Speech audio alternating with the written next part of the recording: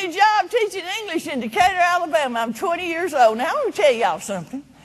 Sending a 20-year-old out, turning them loose on 150 kids a day should be against the law.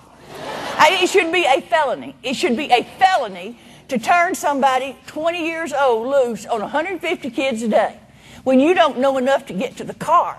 You know, much less be gomming around on people's lives all the time. I'm serious. It's a crime. So I'm up there, I'm teaching. Then after a little while, I got me a job in Nashville, Tennessee, teaching up there. I'm one of 700 new teachers that fall. And if you've ever taught, you know that when you're a new teacher, they find the meanest, nastiest place to put you. You know, they see you coming. And they say, we've got the place for you. All those old beat-up tenured teachers have the good jobs. And so they, you know, you're fresh meat. They say, we got the place for you. And they put me in this hardcore center city school. Half the kids I had already been adjudicated delinquent. They were the wildest bunch of folks you have ever seen in your life. Now, here's the thing. About halfway through that year, it dawned on me that when I stood in front of that class of 30 students, there were 30 families there. I just couldn't see them.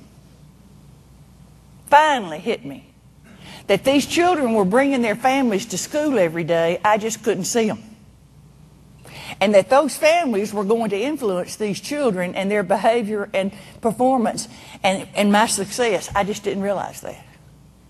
It finally dawned on me, the second thing, and if I could come out there and write it on your arm, that every child grows up thinking the world is like his own family. You want to know why CASA matters? Now I want you to think about it. I said, I'm going to say it again. That every child grows up thinking the world is like his own family. And what makes this job so hard is that we are trying to change that. You are introducing something different into this child's life.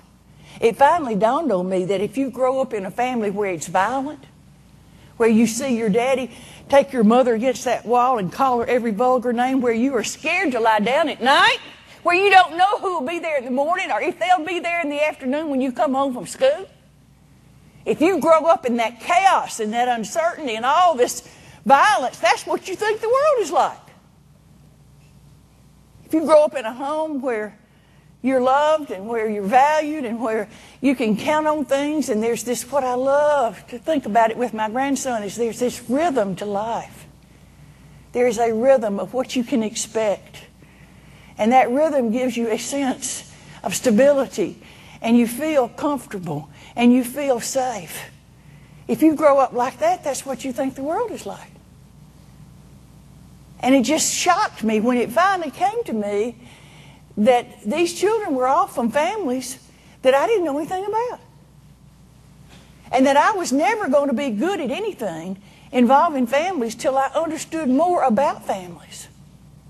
And I realized that the only family that I understood at all, listen to me, the only family that I understood at all was my own.